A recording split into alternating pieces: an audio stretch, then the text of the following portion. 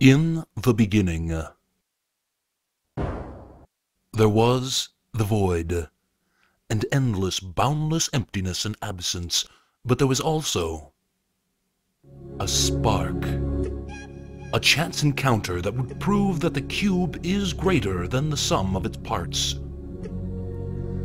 Matter only existed on a subcubical level.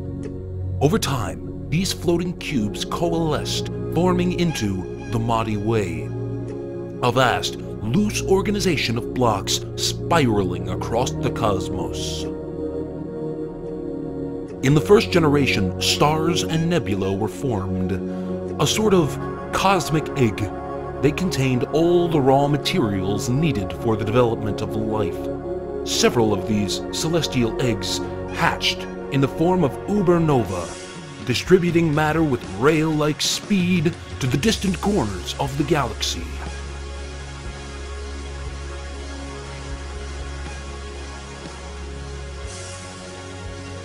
Now we shift our focus to a slightly smaller section of the cubiverse.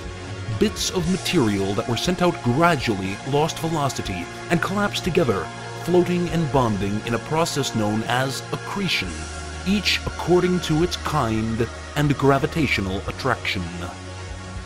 Time passed. The science of geology was invented, that is, the science of pressure and time. Deep in the center of the cube is a core filled with molten iron and other metals. Celestial bodies and comets that were late to the formation of our cube fell to the surface and buried themselves there. This and the iron catastrophe is responsible for the magnetic field that directs our compasses, drives out solar wind, and maintains our atmosphere.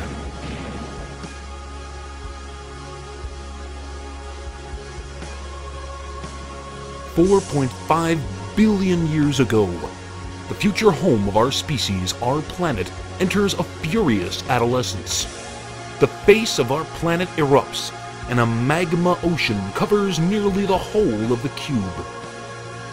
Through a process of cooling, reheating, and the multiple impacts of ice-laden asteroids, oceans of water eventually took their place.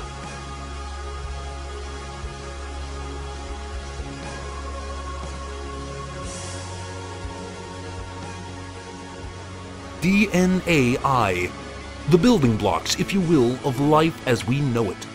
Developed here in primordial soup, or perhaps marooned here by some passing interstellar traveler unable to escape the Earth's gravity, prokaryotic cells took shape and multiplied at a fantastic rate by a process called meiosis.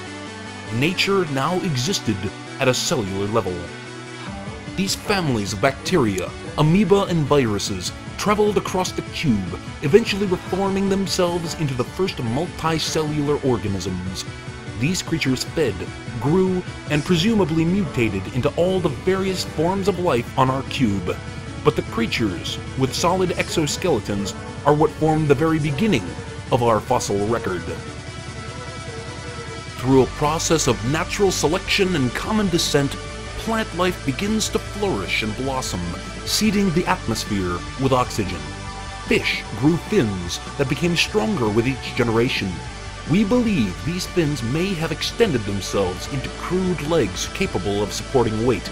The transition from water to land did not occur overnight. Our amphibious tetrapods spent more and more time on the land, developing a growing confidence and an eventual appreciation for breathing air instead of water. With each new generation, bits of unfinished code would mingle together, creating new and unexpected traits in the offspring. One line of children did away with webbed feet and became chickens, while another line kept them and became ducks. The Cambrian explosion is responsible for the wide variety of life at that time, but we're still uncertain as to what caused this blast of fertility. The animal and plant life came into an unstable balance. More and more young were brought into the world. These would develop into today's 28 known mobs, with more being coded every day. But reptilian creatures soon established dominance, a dominance that would ultimately prove short-lived.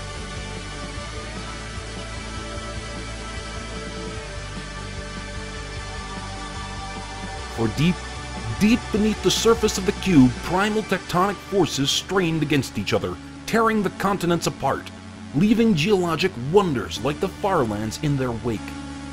Continental drift reshaped the surface of the cube, tearing apart the supercontinent and slowly distributing them to all edges of the cube over the course of millions, if not billions of years. Dirt and rock were melted into magma by a process called mantle convection and redeposited elsewhere by volcanic eruption. Meanwhile, the lizards and other creatures of the Earth fought amongst themselves in petty struggles for dominance. But these struggles would soon be shown to be without consequence. The exact cause is unknown, but we believe it likely that a runaway chunk from galaxies unknown crashed down to the cube, leading to the rapid extinction of the dinosaurs. This would also explain the radical evolution of the first creepers, and their quick ascendance in becoming the cube's dominant species.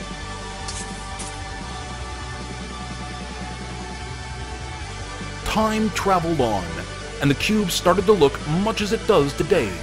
The moon travels in regular orbit, and the stars shine down quietly on the surface of the cube. Trees grow in calm splendor across the valley. Sheep and cattle roam free, grazing as required. Pigs root for food in the forest and may have been the first creatures to walk upright in two-legged posture. Modern anthropology speculates that the porky fossil fragment may be the final link needed in confirmation of this theory. Regardless of his origin, man has expanded his domain to every corner of the cube. In this tribal, multiplayer mentality, humanity developed culture and grouped itself into ever larger villages. They built huts with tools and maintained their own food supply with agriculture. They hid themselves away in strongholds to fend off wild bandits and griefers. They built networks of redstone to send power to even the darkest corners of the cube. And after sufficient mastery of construction had been attained, their strongholds then towered up into the sky, forming the first true urban biome. And after all of this, we started building on a miniature scale, eventually resulting in Miniac, the first functional computer. And in 1979, His Holiness Marcus Pierson was born. He would go on to establish Mojang Studio and release Minecraft to the public at large. The skies call to us. If we do not destroy ourselves, we will, one day, venture to the stars. Or perhaps, if fortune smiles favorably, the stars will venture to us.